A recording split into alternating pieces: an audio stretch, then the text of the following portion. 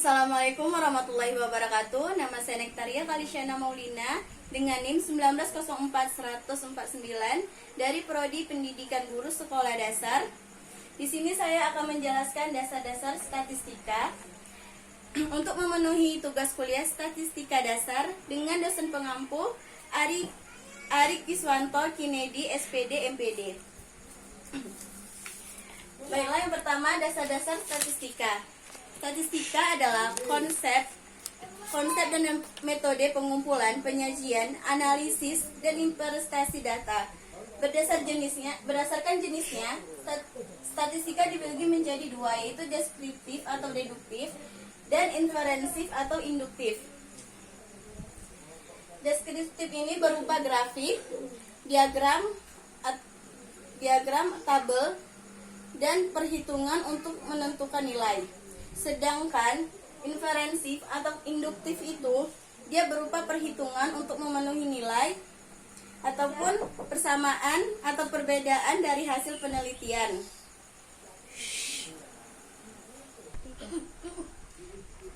Selanjutnya, jenis data.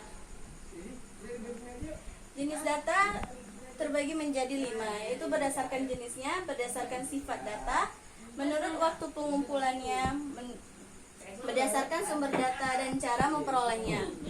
Jenis data berdasarkan jenisnya terbagi menjadi 2, yaitu kuantitatif dan kualitatif. Kalau berdasarkan sifat data terbagi menjadi 2, yaitu dekrit atau caca dan kontinu atau ukuran. Yang ketiga, menurut waktu pengumpulannya terbagi menjadi 2, data cross section dan data time series atau berkala. Berdasarkan sumber data terbagi menjadi 2, yaitu data internal dan data eksternal. Yang kelima, jenis data menurut cara memperolehnya terbagi menjadi 2 juga, yaitu data primer dan data sekunder.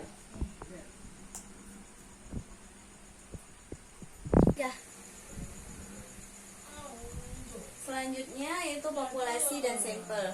Populasi adalah seluruh objek yang menjadi sasaran penelitian ataupun pengamatan dan memiliki sifat-sifat yang sama. Sedangkan sampel bagian dari populasi yang diambil untuk dijadikan objek pengamatan dan dijadikan dasar dalam pengambilan kesimpulan. Contoh dari populasi itu misalnya seluruh siswa SMP kelas 9 di Provinsi Aceh. Sedangkan sampelnya itu siswa SMP kelas 9 di Provinsi Aceh dari beberapa sekolah di masing-masing kotanya. Jadi sampel itu bagian dari populasi.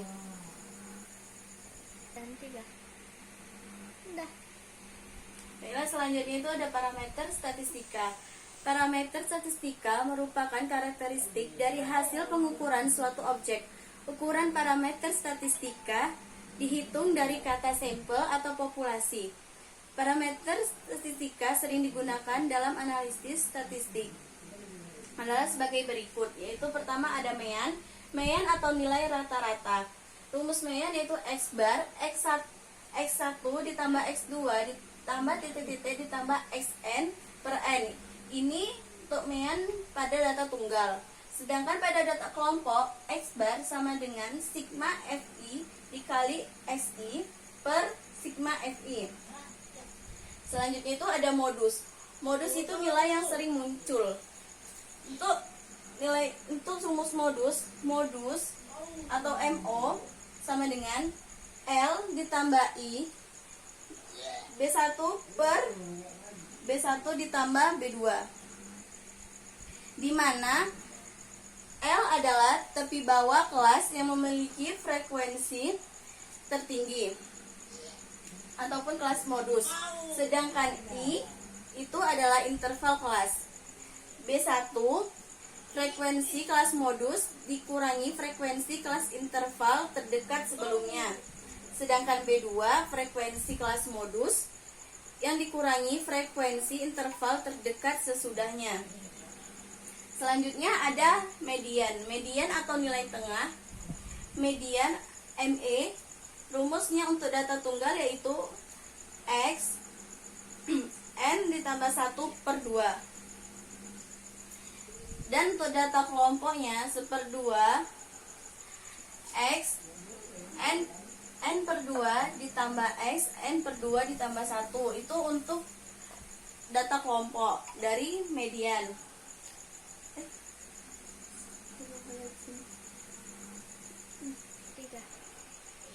Maaf sebelumnya, di sini median untuk data tunggal, yang ini untuk yang ganjil dan ini yang untuk yang genap pada median data tunggal.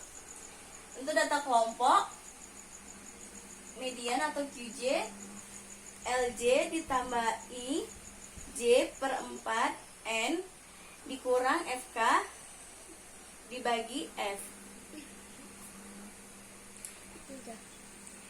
dimana LJ itu adalah tepi bawah kelas, I interval kelas, FK frekuensi kumulatif sebelum kelas, dan F itu frekuensi kelas. Selanjutnya poin terakhir yaitu adalah variabel.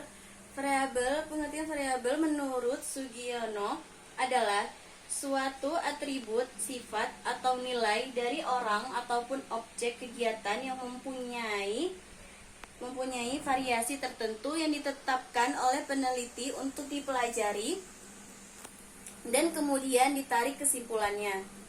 Sedangkan penguatan variabel dalam penelitian adalah sebagai objek yang akan diteliti. Sedangkan untuk jenis variabel dan pemakaiannya dalam penelitian terdiri atas 5, yaitu variabel independen, variabel dependen, variabel moderator, variabel intervening, dan variabel kontrol.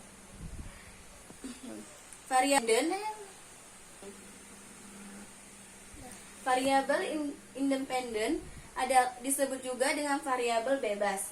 Variabel dependen disebut juga dengan variabel terikat. Variabel moderator itu memperkuat atau memperlemah hubungan antara variabel independen dan dependen. Kalau variabel intervening itu mempengaruhi hubungan antara variabel independen dan dependen. Dan terakhir variabel kontrol, yaitu pemakaiannya dalam penelitian antara variabel bebas dan variabel terikat, memberikan pengaruh secara teratur atau terkontrol sesuai arah si peneliti mengenai hubungan variabel bebas dan terikat. Sekian dari saya akhiri dengan Assalamualaikum warahmatullahi wabarakatuh.